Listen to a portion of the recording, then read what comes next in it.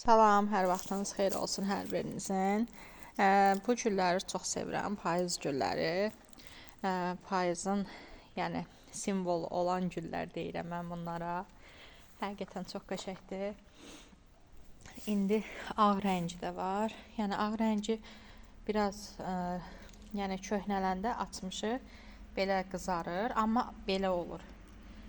Bu da sarı rəngdir. Başqa rənglər də var. O yoldakı gül bağımdadır. Onları indi həm yağış yağır, həm də ki soyuq deyə gedib göstərmirəm. Bu şey solubdur.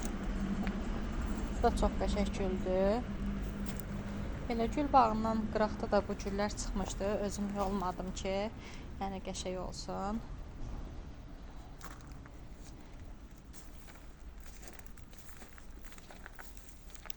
Gülləri çox sevirəm. Dəhşət çox sevirəm gülləri.